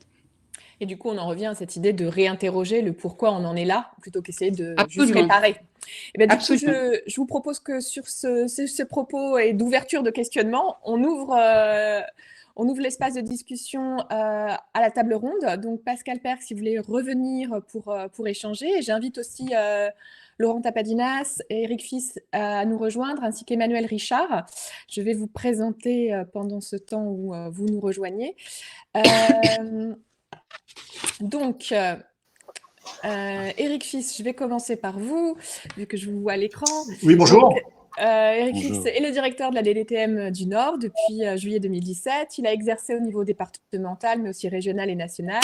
Et il est particulièrement attaché à décloisonner les sujets en invitant chacun à compléter sa vision par celle des autres, justement. C'était une thématique qu'on a déjà abordée, et au service d'un positionnement aussi plus clair et plus robuste de l'État. J'ai Emmanuel Richard qui vient d'arriver. Donc Emmanuel Richard, que vous voyez à l'écran, Bonjour. est le directeur départemental de la cohésion sociale du Nord depuis août 2018. Il occupait précédemment le même poste dans les Yvelines et il est très investi depuis 25 ans pour tous les sujets autour de la cohésion sociale. Il travaille notamment sur l'accueil des migrants, des réfugiés, l'hébergement d'urgence, mais aussi la résorption des bidonvilles. Et puis Laurent Tapadinas, qui vient de nous rejoindre, merci, est le directeur de l'ADREAL, donc des Hauts-de-France, depuis février 2019. Il était précédemment directeur adjoint et à la commissaire générale au développement durable. Et il est aussi très sensible au sujet des transitions et à la manière d'engager l'ensemble des acteurs dans ce mouvement. Donc, merci à vous tous d'avoir pris le temps d'être présents. Peut-être une question un peu ouverte. On a déjà eu plusieurs clés d'entrée dans ce débat sur la résilience, mais comment vous voyez le rôle et la place de l'État, justement, pour favoriser la résilience des territoires? Qui est-ce qui veut bien démarrer avec cette question? Moi, je veux bien dire. D'abord, Alors, les acteurs de l'État. Allez-y, allez-y. D'abord, je les vous acteurs de donnerai la l'État. parole, Pascal. Faites-moi juste un petit signe, comme ça on arrive à coordonner. Eric, nous Non, mais très bien. Mon propos sera assez bref parce que la question elle est tellement vaste qu'on peut pas l'aborder complètement. L'État, déjà, c'est très très large, hein, puisqu'on pourrait parler de l'État dans son rôle national et international. Et là, forcément, il est différent de celui que nous, on exerce au niveau du terrain, hein, puisqu'au niveau national et international, bien sûr, il va plus avoir un rôle de régulateur, de prescripteur. Et puis, voilà. Donc, je pense que la question est plutôt tournée vers l'État local. Donc, sur l'État local, bien sûr, on a des leviers propres, hein, sur les questions qui ont été abordées là depuis une heure. Je pense notamment aux questions de l'accès au logement, de l'accès à l'hébergement. Je pense aussi aux questions de rénovation énergétique du logement, de notre action sur la mobilité et transport. Donc, on a des leviers propres qui sont tous à leur mesure, peut-être pas aussi performants qu'on le voudrait, peut-être pas à l'échelle à laquelle il faudrait pouvoir les mobiliser. Hein. Ça, je suis très sensible à ce qu'a dit Monsieur Perc tout à l'heure, hein, sur la vitesse à laquelle vont les actions publiques dans ces domaines-là. Et c'est vrai qu'on n'est pas toujours à la hauteur des besoins.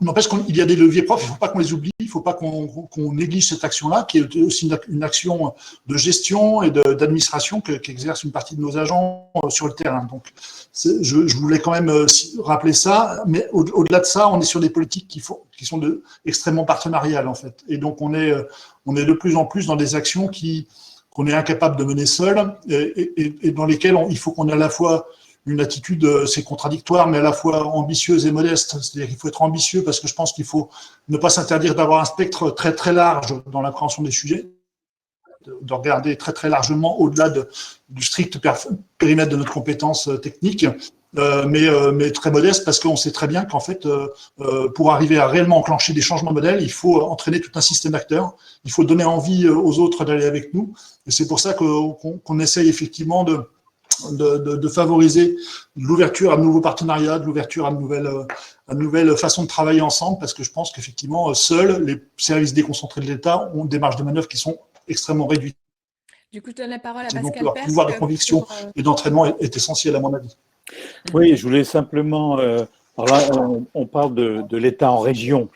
Bon, parce que dans nos rapports avec le gouvernement, on a une autre façon de dialoguer avec l'État. Mais vous dire quand même tout l'intérêt et l'importance pour nous de l'association et au contact des familles d'avoir des interlocuteurs de l'État en région. Et même si les lois de décentralisation ont remis aux collectivités locales, notamment au département de l'action sociale, il est pour nous important que l'État reste présent sur ce champ-là, et ne serait-ce que pour préserver l'égalité territoriale dans l'ensemble du pays, puisque on pourrait avoir, et ça existe déjà, des dispositifs qui sont différents d'un département à l'autre, d'une région à l'autre, et pour nous, il est important qu'il y ait un traitement égalitaire sur l'ensemble du territoire national. Et ça, c'est essentiel, et c'est aussi une condition pour pouvoir aussi développer des actions au niveau européen, puisque l'Europe est aussi dans le paysage de ce qu'on peut imaginer, et de plus en plus, elle a des compétences sociales. Mais ce que je voudrais dire, c'est que l'État en région, pour nous, est régulateur et devrait l'être même davantage dans l'application, dans le respect de la loi. Par exemple, on est confronté à des situations difficiles.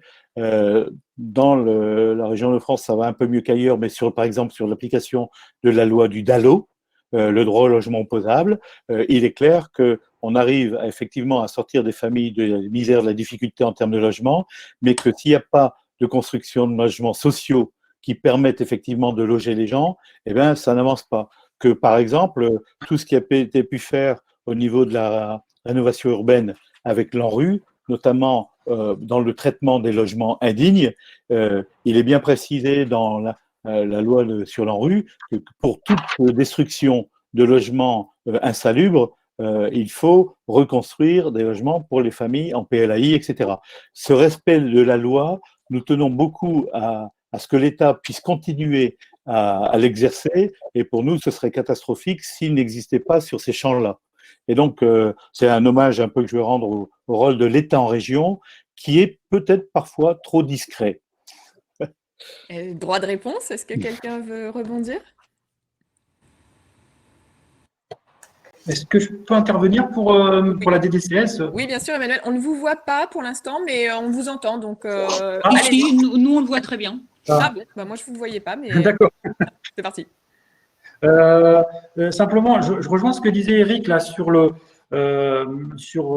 l'État, et effectivement, l'État ne peut plus tout faire comme pouvait le faire précédemment sur d'autres périodes plus anciennes, parce que déjà sur l'action sociale, par exemple, c'est le conseil départemental qui est véritablement tête de file de l'action sociale, ce n'est plus l'État. Donc notre rôle dans la mise en œuvre des politiques publiques ne peut se faire qu'avec les partenaires locaux. Donc je pense notamment au conseil départemental, mais aussi les CCAS. Ça, c'est hyper important pour nous, et les associations. Et donc, le rôle de l'État pour repréciser la question sur le on voit bien, avant, on était plutôt sur une phase descendante, c'est-à-dire qu'on faisait des schémas de planification. L'État faisait tout seul, et hop, on avait des objectifs à mettre en œuvre.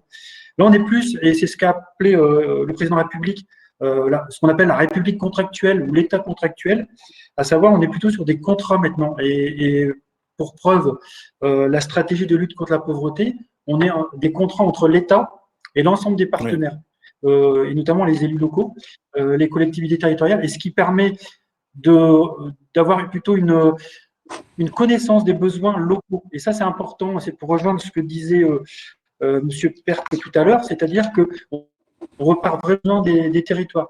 Un exemple dans la contractualisation pauvreté avec le conseil départemental, on a une action forte sur les sorties de RSA, c'est-à-dire on prend individu par individu et on essaie de regarder ce qui est possible de faire pour sortir cette personne, notamment l'institutionnel, mais aussi l'accès au droit, l'accès au logement, etc., pour ces personnes.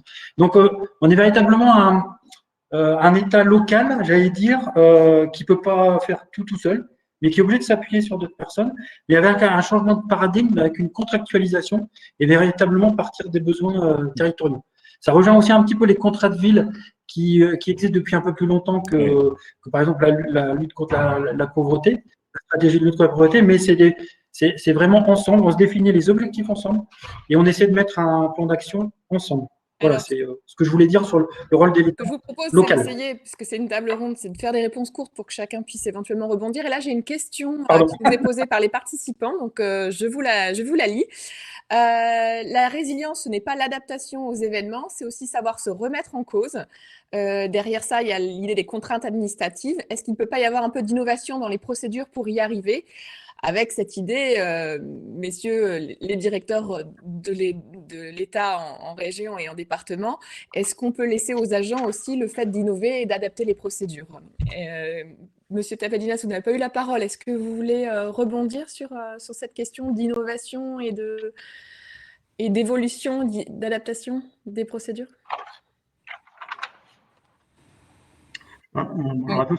Et adaptation des procédures, il y a un droit qui existe en la matière aujourd'hui qui est assez encadré, qui est celui du droit à la dérogation, qui permet au niveau local d'avoir quelques marges par rapport au cadre général qui est fixé et dont M. Perk nous rappelait tout à l'heure qu'on est là pour le faire aussi mettre en œuvre et pour le contrôler. Donc, avec notre marge de manœuvre de ne pas respecter les procédures normales et effectivement est quand même un petit peu encadrée. Pour autant, ça n'exclut pas, ça n'empêche pas, ça ne doit pas freiner la capacité d'innovation. Et cette capacité d'innovation, je pense qu'elle peut s'exercer dans différentes voies qui sont en lien avec notre sujet de la résilience, notamment effectivement l'initiative aussi de favoriser peut-être des stratégies en accompagnement des collectivités qui portent sur certains espaces sur lesquels on va en dehors ou en complément des cadres qui existent, peut-être amener les acteurs à s'interroger, à travailler collectivement sur des sujets avec effectivement pas simplement la question de la gestion de la crise ou de l'après-crise, mais un peu de l'ensemble de la chaîne, de l'amont vers l'aval. Et puis, l'utilisation d'outils. Tout à l'heure, je pense que ce qui était intéressant à prendre en compte dans la présentation sur les ODD, c'est que ça nous donne un cadre, certes, qui a un côté un petit peu top-down, comme l'a dit Madame Génicatrice, mais qui est un cadre dont, limite, peu importe les 193 indicateurs qui doivent être suivis au niveau international, mais qui nous amène éventuellement à réfléchir sur les interactions entre un certain nombre de sujets. Notre grande difficulté, nous-mêmes, dans nos politiques, on est porteurs de politiques sectorielles, et il y en a bien d'autres autour de nous. On a la chance d'en avoir déjà beaucoup dans nos domaines, donc qui nous permettent déjà aussi de favoriser l'intégration entre quelques politiques. Mais on a quand même aussi tendance à raisonner et à travailler chacun un peu sectoriellement. Donc, une des innovations qu'on peut aussi se donner et favoriser dans nos pratiques, c'est justement sortir un peu de ces cadres-là et d'utiliser, alors pourquoi pas les ODD, mais ça peut être d'autres outils, pour nous amener à faire des liens entre certaines politiques, certains sujets sectoriels. Et comme disait Emmanuel Richard, la contractualisation est un des endroits aussi où on peut intervenir justement, favoriser ces liens entre politiques sectorielles. Ah, pardon. Quelqu'un d'autre veut réagir sur cette notion de lever un peu les contraintes administratives et d'innover?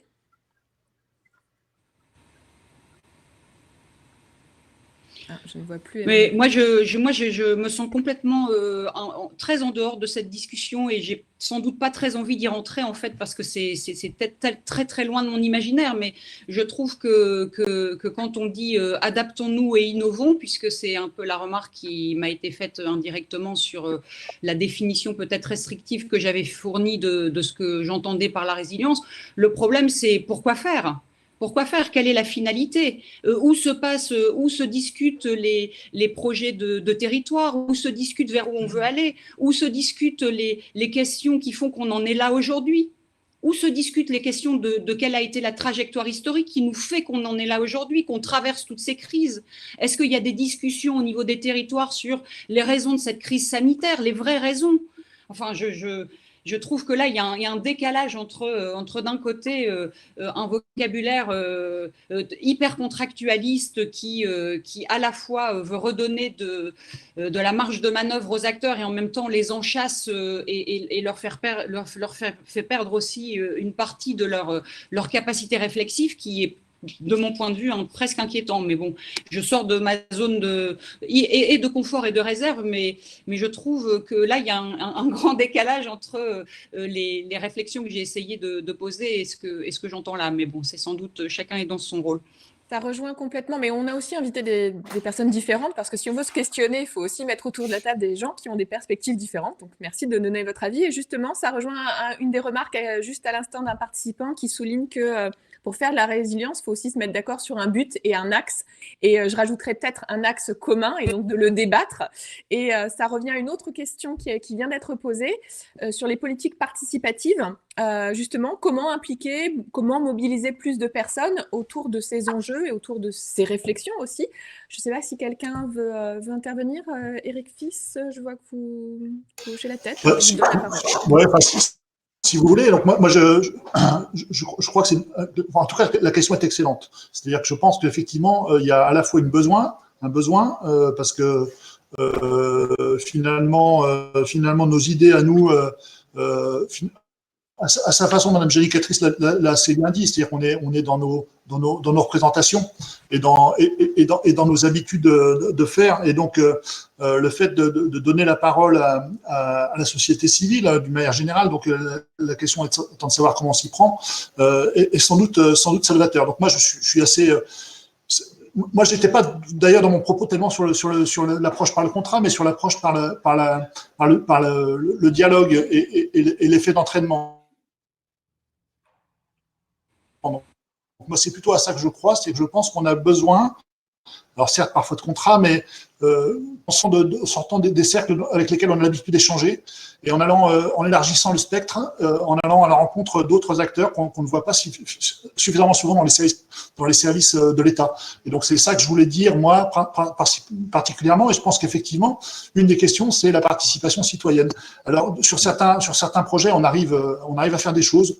Pas toujours très bien, mais parfois bien. Je pense au projet de renouvellement urbain, par exemple, qu'évoquait M. Perc tout à l'heure. C'est vrai que sur ces projets, on a eu quelques exemples assez réussis, participation citoyenne, mais c'est pas forcément le cas général. Et souvent, les autorités publiques, quelles qu'elles soient, collectivités, le préfet, nous-mêmes, on ne sait pas toujours très bien s'y prendre. On a besoin effectivement justement d'aller à la rencontre d'autres compétences pour pouvoir améliorer cette capacité qu'on n'a pas toujours suffisamment. Quelqu'un d'autre veut réagir sur cette question de mobiliser plus les acteurs du territoire, finalement, ou croiser les regards?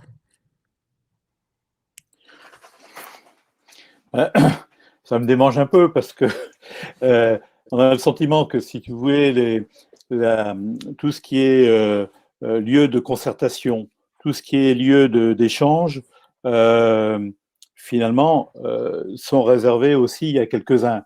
Donc, bon, en plus d'être journaliste, j'ai été pendant 7 ans directeur de la démocratie participative à la ville de Lille, direction que j'ai mis en place. Bon. Et donc, la difficulté de toucher les personnes qui sont en grande difficulté, et c'est une réalité, et c'est souvent d'autres qui vont s'exprimer en leur nom, sans les consulter.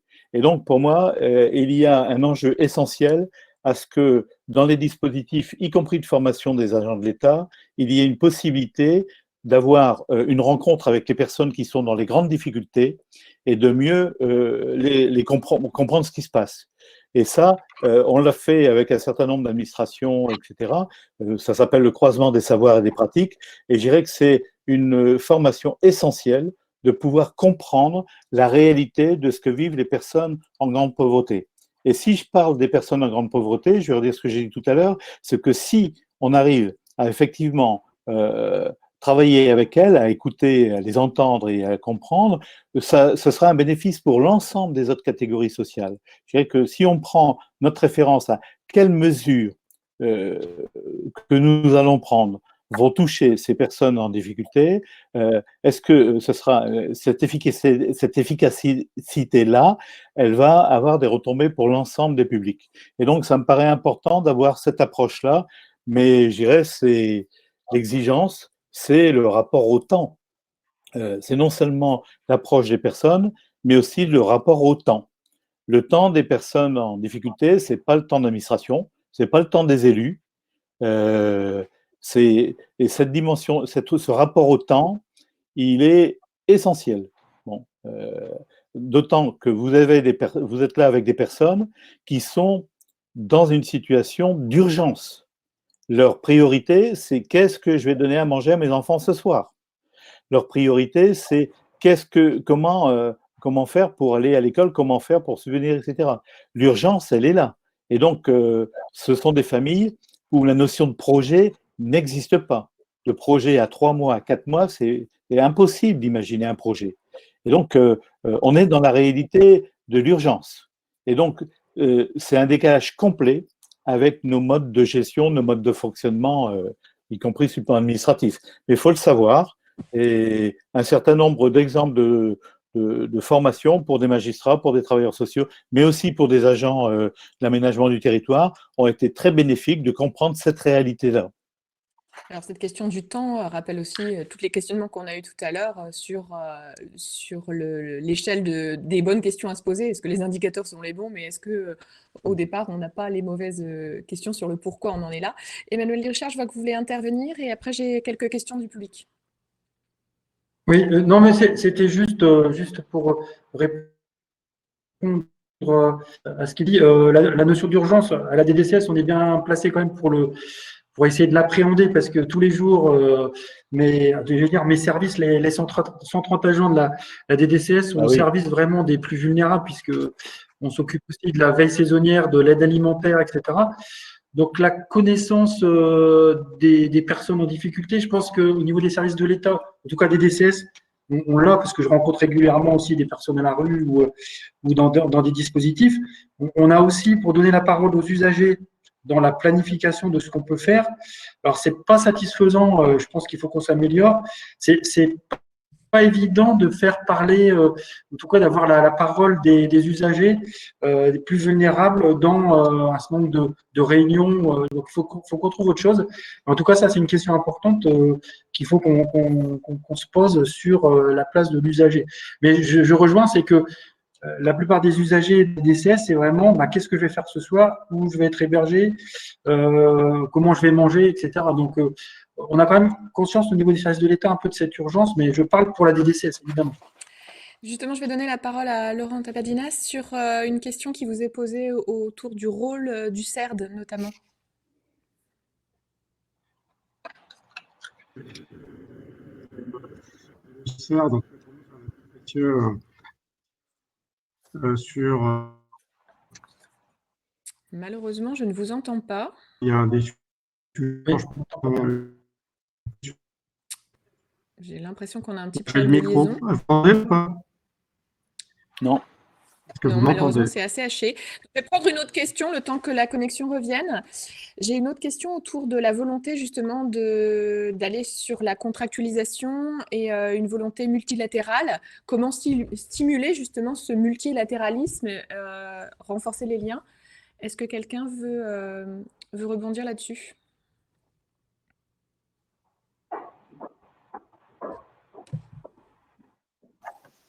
Ouais, j'ai pas forcément de réponse très originale, hein, mais je pense que en fait, ça repose quand même beaucoup sur l'humain. Hein. Enfin, oui. C'est-à-dire que je pense que la confiance ou la co-construction, ça se décrète pas, quoi. Ça se stimule par l'attitude qu'on a d'ouverture. Et donc, je pense qu'il faut en tout cas que l'État, puisqu'il a pu avoir ce défaut-là par le passé, cesse d'arriver dans un partenariat plein de certitudes et arrive le plus. Mais je pense que c'est un mouvement qui est assez largement engagé, hein, mais je pense qu'il faut se le redire entre nous, puisque là, la plupart de ceux qui nous écoutent participent, voilà, sont dans ces services de l'État au niveau local. Donc, c'est effectivement une capacité à être réellement dans l'ouverture et pas juste dans une ouverture de façade, c'est-à-dire arriver en posture réelle d'écoute, ce qui s'apprend. Hein, parce que tous nos collaborateurs et nous-mêmes, on ne sait pas toujours très bien le faire. Voilà, moi, ma réponse, c'est ça. C'est une attitude humaine, d'abord, parce que ainsi, on arrive à construire de la confiance, et ensuite, derrière la confiance, on arrive à faire des choses ensemble qui ne sont pas que de façade. Mais ça prend du temps. L'état facilitateur, effectivement. Du coup, Laurent Tavalinas, j'ai l'impression que la connexion est revenue. Je vous vois, en tout cas. Est-ce que vous voulez nous parler un petit peu du CERD ? Je pense qu'on commence à des problèmes de connexion, il y a beaucoup de visio en parallèle et de la consommation de bandes passantes. Oui, le CERD, c'est pour nous un appui important déjà pour la connaissance. Hein. Je pense qu'une des actions que peut aider à déployer l'État, c'est aussi du diagnostic de la connaissance, des outils, et de ce point de vue-là, le CERD est un apport qui est très intéressant pour nous. Et puis, un facilitateur aussi de réflexion pour les collectivités avec des démonstrations, des cadres de réflexion qui permettent aux acteurs territoriaux de réfléchir effectivement et avec, j'allais dire, exemple à l'appui sur un certain nombre de pistes possibles pour leur territoire, donc autour du développement durable. Il y a pas mal de sujets. Donc voilà, c'est un outil qu'on encourage les acteurs du territoire à utiliser et que nous soutenons de ce fait-là. Et j'ai une autre question qui est toujours aussi autour des liens et du travailler ensemble. Pourrait-on créer des groupes de travail pour échanger et mieux mener des actions autour de la résilience ? Et là, peut-être, ça serait intéressant d'avoir vos points de vue croisés, c'est-à-dire qu'est-ce qui fait qu'un groupe de travail sur la résilience, vous, Florence Giannicatrice, avec votre vision plus globale sur les groupes de travail ou sur la résilience, et puis qu'est-ce qui fait que dans vos différentes activités, les liens se créent ou les groupes de travail sont efficaces ? Qui est-ce qui veut bien démarrer ?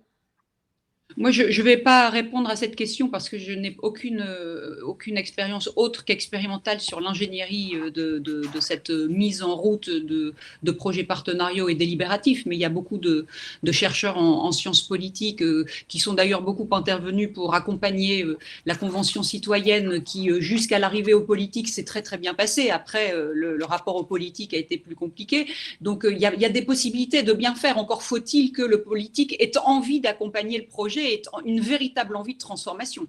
Ça montre bien l'importance qu'a encore le politique aujourd'hui dans nos sociétés. Moi, j'ai envie d'ajouter une question à celle que vous avez amenée, qui peut peut-être l'articuler les deux. C'est comment on fait alors qu'on est dans une crise absolument inédite. On est dans une crise inédite, à la fois sanitaire, sociale et économique. Comment les pratiques finalement sont au quotidien réinterrogées pour faire face à cette crise et essayer d'anticiper les prochains avenirs. Est-ce qu'il y a des réflexions qui sont menées là-dessus en territoire, en services déconcentrés de l'État, mais il faudrait aussi interroger les services décentralisés. Est-ce que quelqu'un veut rebondir sur ça ? Pour la DDCS, en tout cas, nous, depuis le début de la crise sanitaire, nous, on est sur le pont. Je peux vous dire que les agents n'ont pas eu beaucoup de congés depuis le mois de mars, notamment sur la prise en charge, mais je parle pour la DDCS, des plus démunis, et aussi l'aide alimentaire. On revient sur les besoins primaires des personnes, savoir où manger, où être hébergé. Voilà, donc sur la réflexion sur l'avenir, on sait très bien que la crise sanitaire va se déboucher sur une crise sociale. Et ça, vous avez raison, c'est que On voit bien que alors le taux de pauvreté qui baissait un petit peu avant la crise, parce que le taux de chômage aussi était en amélioration. Avec la crise sanitaire, on arrive à une crise sociale évidente. On n'a pas constaté, parce que nous, on essaie de faire aussi des diagnostics avec les associations, on passe beaucoup avec les associations que l'on finance. On n'a pas constaté une demande pour l'instant d'aide alimentaire en augmentation substantielle dans le Nord. L'augmente. On sait qu'il y aura dans les prochaines semaines, par exemple, des personnes qui vont arriver plus souvent en aide alimentaire. Voilà, on essaie de voir comme ça pour essayer de planifier, c'est essayer de partir des besoins du terrain pour essayer d'anticiper la question, par exemple, de l'aide alimentaire, aussi des places d'hébergement qu'il faut créer pour les prochaines semaines. C'est un peu comme ça, on est très pragmatique. On fait peut-être pas là, du coup, des grandes planifications, mais on essaie de partir en tout cas des besoins du territoire. Je répète la question pour Laurent et Eric qui ont été déconnectés. Donc du coup, pour peut-être terminer, puisqu'on est déjà à l'heure de fin de ce premier webinaire, sur cette notion de groupe de travail et de plus de partenariat, est-ce que vous avez des pistes pour justement favoriser qu'il y ait encore plus de liens sur le territoire? Est-ce que vous avez quelques éléments d'ouvrant, j'ai envie de dire, pour terminer ce webinaire? En 2 mots, mais très rapide, et puis je vais devoir vous quitter parce que je suis déjà en retard à ma réunion suivante. En 2 mots, je vous dis simplement, moi, la stratégie que j'essaie d'adopter, stratégie est un trop grand mot, mais c'est de libérer en fait l'initiative dans les équipes, parce que en fait, ça peut pas reposer que sur moi, ni même sur le staff de direction ou le comité de direction. Il faut que ces connexions elles se fassent à tous les niveaux, et plus on en a forcément dans nos structures d'agents qui ont ce goût de nouveaux contacts, de nouveaux partenariats, et plus on peut intensifier ce mouvement de façon générale pour toute la structure. Donc moi, le seul truc que j'ai à dire là-dessus, c'est ça, quoi. C'est un état d'esprit en interne pour que chacun puisse adopter cette posture. D'accord, merci beaucoup. Et puis merci d'avoir été présent pour ce premier rendez-vous. Pascal Perc, est-ce que vous voulez réagir aussi? Je donnerai la parole aussi à Laurent pour terminer. Sur le lien, qu'est-ce qui pourrait renforcer les liens ou les partenariats Moi, je pense que le point de départ essentiel devrait être de partir des personnes concernées.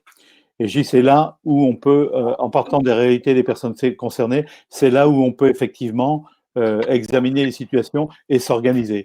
C'est-à-dire que quand on a bâti avec l'État la loi de lutte contre l'exclusion sociale en 98, et c'était avec Geneviève de Gaulle et Martine Aubry, et il y avait cette idée que ce ne soit pas les personnes qui baladent d'un guichet à guichet, mais qu'il y ait une personne représentative de l'État qui prenne en charge la situation, et c'est le dossier qui baladait, etc. Aujourd'hui, il n'y a plus de dossier, il n'y a plus de guichet, et donc il me paraît important que face au problème de la numérisation, on ne développe pas une déshumanisation des rapports avec les familles. Or, c'est ce qui se passe actuellement.